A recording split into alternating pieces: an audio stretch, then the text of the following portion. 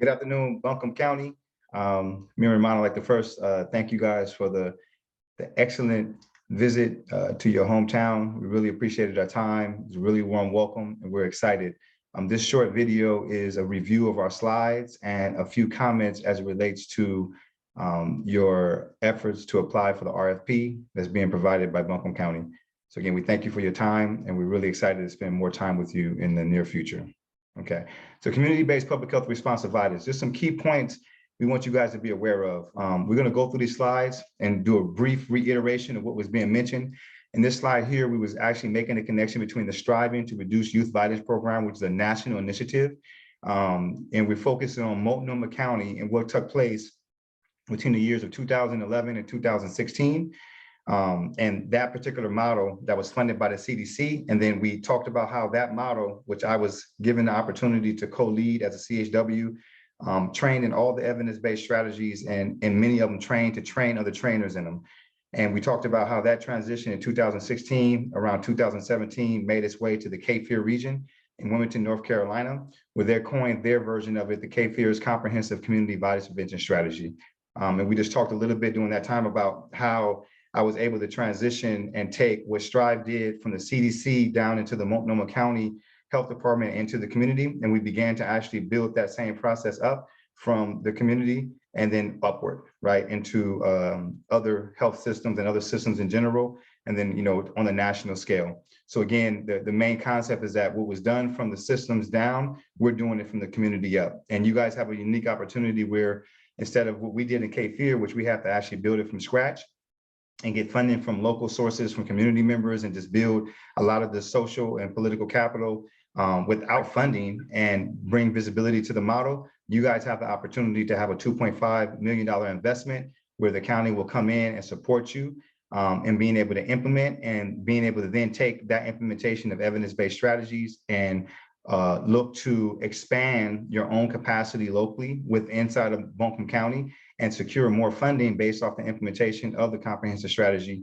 Again, some of you guys may only implement some portions and some of you guys may be engaged in the actual mobilization of the whole model, but it's an opportunity for everyone that's involved to be able to attach themselves to evidence-based strategies and the visibility of the program that's happening across the country and hopefully secure more funding and build your own capacity, right? Whether that's still in a relationship with the county or something that then you seek out funding and able to sustain yourself on your own.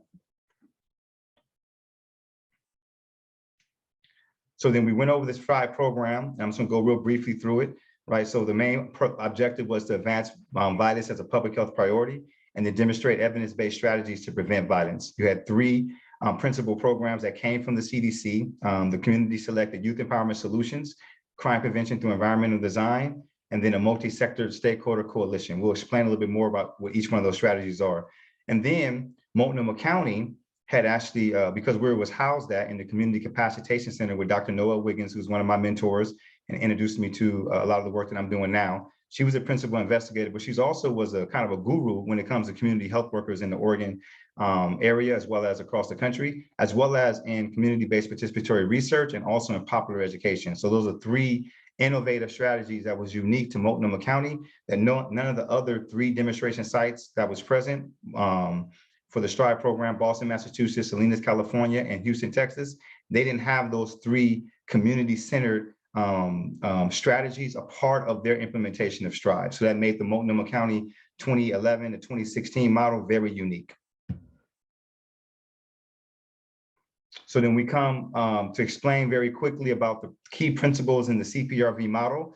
We established that prevention of structural and interpersonal violence through optimizing of the social ecosystem. So essentially, being concerned about what's happening inside on the systems level when it comes to where resources are going and where resources are not going, and trying to prevent that behavior, right? Things like poverty and prevent things like housing crisis from happening, in addition to other forms of actual structural types of insecurities, as well as addressing the interpersonal violence, right? How we have, because of historical trauma, within certain communities, we've come to a point in history where we're actually hurting ourselves more frequently than we ever done before. Our goal is to prevent those two forms of violence by actually optimizing and enhancing the existing natural environment, the ecosystems, right? The relationships between human beings, the relationships between organizations, and the relationship between systems.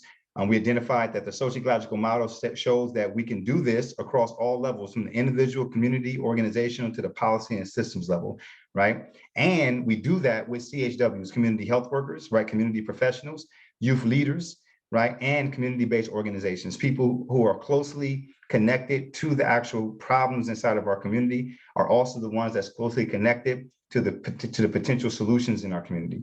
Our focus is to take those CHWs, youth leaders, and community-based organizations and begin to address insecurities in the structural and to address insecurities as it relates to social determinants. And the main objectives we said was to build community cohesion, to restore trust and to restore connectivity. And then once you establish that, you begin to build efficacy collectively, where we begin to learn how to actually mobilize and organize ourselves more effectively and begin to actually be able to think more upstream about how to actually solve the problems inside of our community and having the tools to do so. So we're training and we're engaging and we're trying to help build the capacity of the community to be able to respond to their own most pressing needs.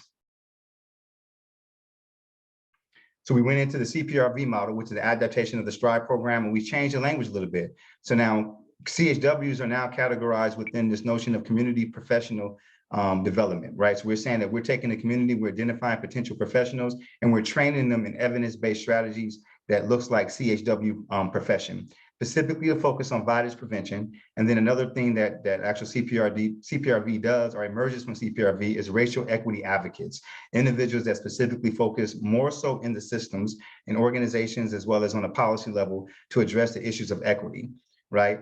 Direct synchronicity, right, with the sociological model means that those professionals are working across all those levels, right? So again, that's the community professional development component of the actual CPrV model, right? CHWs, right, racial equity advocates, and then making sure that they're identified as working across all the levels.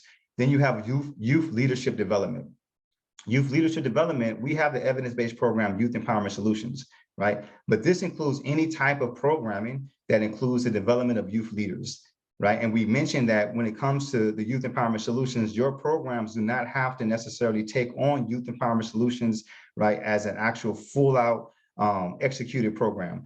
The concept of youth empowerment framework is something that could be integrated into your youth programming, or your youth programming can then be integrated into youth empowerment solutions. Either way, we have the credentials and the capacity to support you in taking the youth empowerment framework and making sure that what you're doing is supported by evidence-based thinking and evidence-based methodology, right? The next piece is CPrV, right? We refer to as repurposing the built environment, taking dormant assets, taking, as you see in this picture here, a vacant lot and turning it into a community garden where people gather and people connect and begin to learn about food, learn about, how to eat more healthy, how to grow their own food, but also to connect to the earth and connect to each other. You also have the example of Socorro House, grabbing hold of a building. It can be dormant and not being used, or it can be an existing building that's just not being used in the most optimum way. It can be a corner store, right, where there's activities happening, right, that's unhealthy. You actually grab a hold of that location and you begin to integrate activities that's more empowering and more engaging for the benefit of the community. So any space, how to use that space, right, to actually optimize more connection in the community and use it for a space to be able to grow and actually build the community. We've seen a lot of excellent examples inside of your actual region in Buncombe County where that's already happening, right, in many different types of ways. So again, repurposing the built environment. The other actual strategy is community qualitative research. It's called community-based participatory research, making sure that the narratives of the communities is being integrated into the research and evaluation that's happening, right, as it relates to violence and other initiatives inside your community. And those community-based participatory researchers are your community health workers and your youth leaders. The next piece is actually, so how do you mobilize the community? How do you change and how do you engage your youth, right? We have the pedagogy, the style of teaching as it relates to empowerment, right? And that's called popular education. Popular education. So this is a particular thing that if you're not exposed to it, it becomes CHASM's responsibility to teach you how to utilize a method of actually learning through your mind, learning through your emotions, and learning through your body, right? Picking up unique techniques like social dramas and using art and using music and using movie clips to be able to have engaging conversations and to actually transmit, right, empowering knowledge to be able to help the community and other professionals learn how to actually be more healthy thinking and healthy behaving human beings, right? And then all that is kind of stabilized through a multi-sector stakeholder coalition. So what that means is we're looking for collaboration. Inside of your initiative, you should be thinking about how many people can you collaborate with? You should be thinking about your relationships with government, your relationships with law enforcement, your relationship with juvenile justice, your relationship with the educational systems.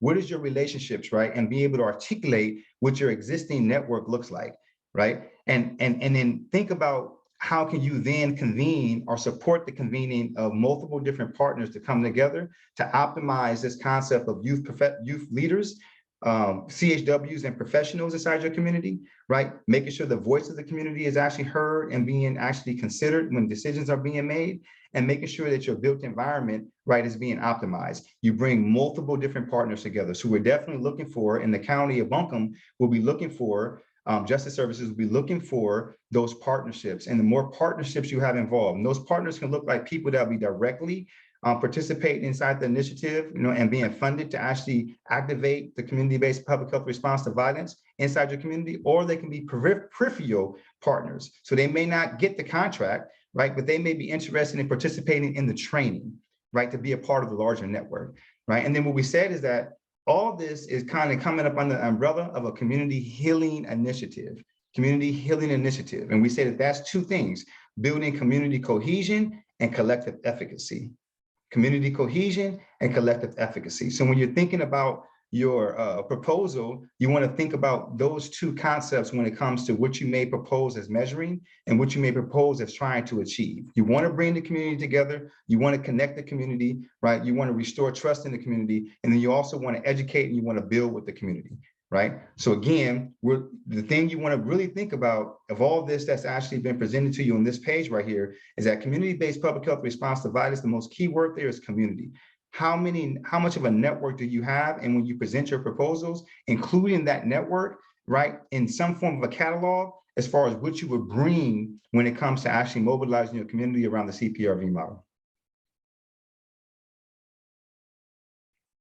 So we talked about the multiple forms of violence. We want you to understand that you don't necessarily, although gun violence may be the actual subject matter that's at the forefront of concerns inside your city, but no one in your city has a gun in their hand. No young person has a gun in their hand willing to kill another human being or willing to cause harm to another human being that has not also been exposed to other forms of violence, right? So you want to use the language of multiple forms of violence, even if you state that your priority is to address gun violence. You want to understand that gun violence is connected to domestic violence, connected to sexual violence, connected to various forms of violence, right? So you want to have this kind of broad stroking understanding that we're trying to address structural and interpersonal violence in all the forms that they manifest ourselves inside of our community, right? As the old saying said, injustice anywhere is a threat to justice everywhere. We believe that violence everywhere is a threat to actual peace and is a threat to people having access to quality of life anywhere.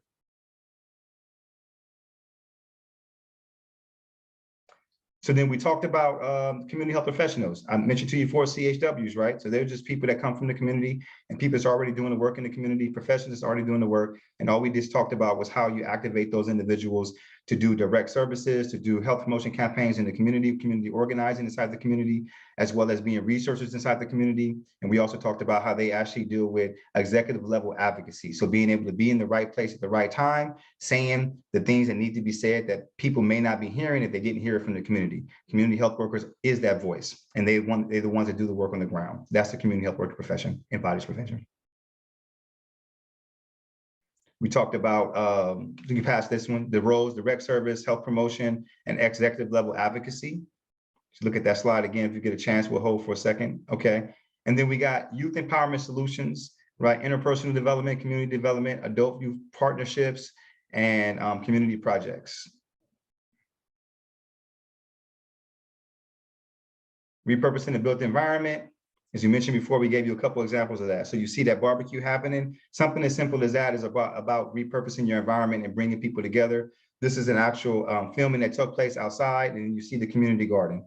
Again, this can happen in many places. You want to identify those places where either it's close to places where high levels of crime is happening and violence is happening, or directly in the midst of where violence and crime is happening. These are your partners, some examples of community members, so community-based participatory research. Next slide. And then we came with the different options of popular education, as we mentioned before. So the key word there is looking at pre-colonial indigenous ways of knowing. So popular education uplifts what you already know, right? So this becomes an expertise, right? And we want to make sure that we uplift and we acknowledge that this is knowledge that's valuable, which is reason why the majority of the resources for CPrV is coming to you because of what you know by virtue of your personal experience. Multi-stakeholder coalition, and then again, we mentioned community healing and empowerment as indicators.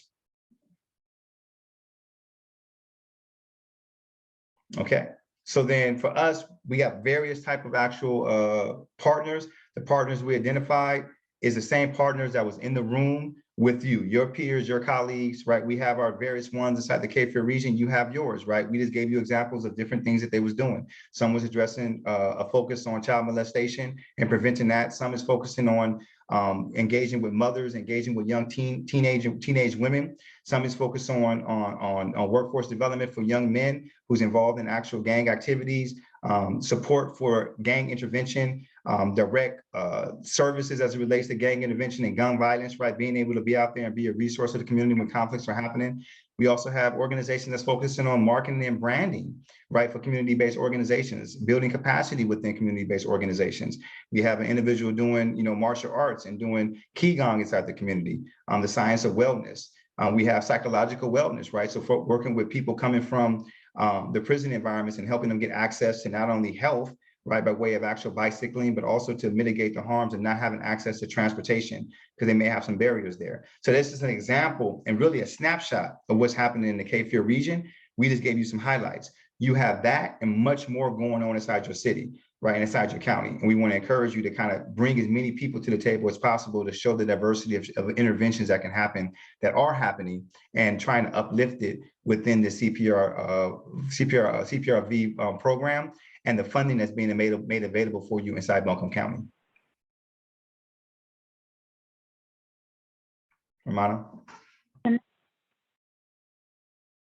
Thank you. So next I'm going to talk about formative evaluation. So for formative evaluation, this is something that as you do your RFPs, we don't expect you to have in-depth knowledge on this, but more so baseline level about, you're just understanding conceptual or just baseline understanding of what evaluation could be, and then being able to have an interest to learn more about formative evaluation implementation science. So what we work on is integrating evaluation into your organization, also the integration of implementation science, which is to help you understand a scientific process for uptake and sustainment of your program, and then specific evaluation tools provided, such as CBPR, community-based participatory research. We'll look at different kind of rapid assessment tools, look at mixed methods approach. How do you do qualitative and quantitative research, and what does that look like? And the power of uplifting narrative.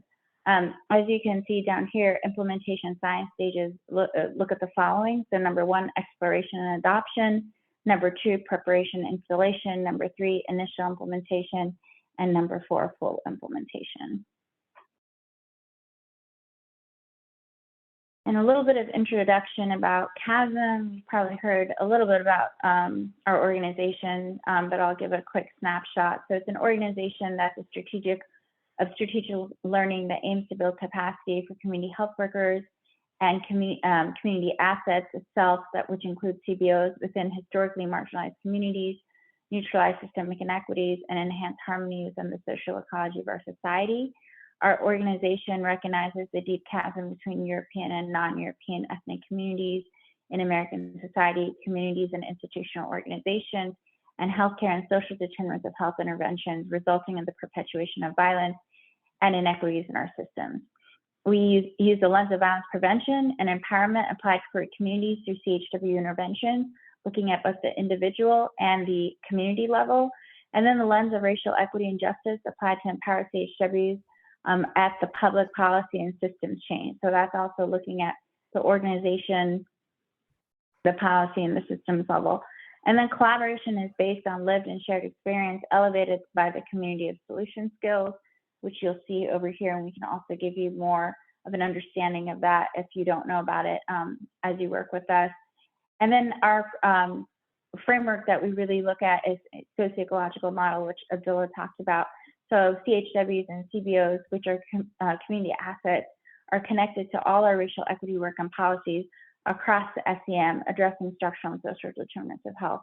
We also provide training and TA to support cities to implement and scale up CPrV using the implementation science framework and formative evaluation, and then scale up for national evidence-based programs and capacity building for CHWs and CBOs.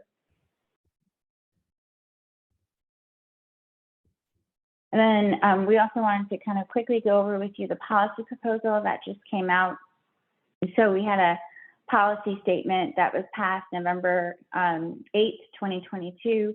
It's policy statement number 20227, a strategy to address racism and violence as public health priorities, community health workers advancing racial equity and violence prevention. And you'll see that when you're reading this, you have a chance to look at this, that very heavily, this policy relies on CPrV as an evidence-based strategy. So very much uplifted, as well as community health workers and violence prevention. It uses the crosswalk of the sociological model, which Abdullah talked about. And it was a response to two APHA policy proposals. Policy number LB 2004, which is basically violence as a public health issue, and then which was passed in November, LB 2004 was racism as a public health crisis, and then the other one, 20185, was violence as a public health issue. The racism as a public health crisis was passed in October 24, 2020, and violence as a public health crisis was passed November 13, 2018. Thus far, 251 cities, counties, and other governmental leaders have declared racism and public health crisis. However, our CHW policy section identified a policy gap. We felt that CHWs can help professionals comprehensively address inequities and violence within their communities because of their own lived experience and their natural ability to be able to respond to those issues of racism and violence within their communities. The strongest evidence, again, was CPrV, and this is a snapshot of the national press release that went out with APHA, CHW section, CHASM, and NATRA. And we'll have another press release coming out in the state of North Carolina. Now, when she says that the strongest evidence, go back real quick, the strongest evidence is CPrV, which she's going to mention in that document when you look at it. And again, we encourage you to look at that document. There's another document that's going to be made available for you, which is the actual APJ, American Public Health Journal, American Journal of Public Health, which is dealing with the comprehensive lit review that was published by the CDC, looking at community health workers and violence prevention. In both those programs, the STRIVE program is identified, right, as a program that demonstrated a high level of evidence when it comes to implementing multiple evidence-based strategies and being effective. Well, again, as you guys know, as we mentioned earlier, I was a part of that process. So the adaptation of that into the CPrV model is both recognized in both of those documents. So again, when you read those documents, feel comfortable to actually extract language, to extract frameworks in the ways that we're thinking about CHWs and violence prevention, and we're thinking about evidence-based strategies, comprehensive strategies to address violence. It's a lot of language that's contained in both of those documents that's consistent with the CPrV model, and it will really support you in being able to create this type of cadence of understanding as it relates to CPrV. So again, when we say the strongest evidence is knowing specifically related to the STRIVE program, and then how the STRIVE program is acknowledged by the APHA and acknowledged by the CDC as being adapted into the CPrV model. So what I want to share with you, and you can put the slide up with our information. You guys have our information there. So again, it's pretty straightforward. Abdullah@chasmnetwork.org or Ramana Rabani at, well, actually, you want to probably use ramanassr@gmail.com to reach out to Ramana. But in any case, we want to share with you guys, we're at your service, right? Most of what we presented here, not most, I'm gonna say all of what we presented here and what's presented in the CPrV model, we are here to support you. Technical assistance is made available. Inside your application, right, you wouldn't have to worry too much about anything other than what type of network do you bring into space and what have you already exhibited in the work that you do that's in alignment, right, with these particular strategies that we've outlined. If you have that inside your proposal, you have an excellent team of individuals at the Buncombe County's Justice Service Department.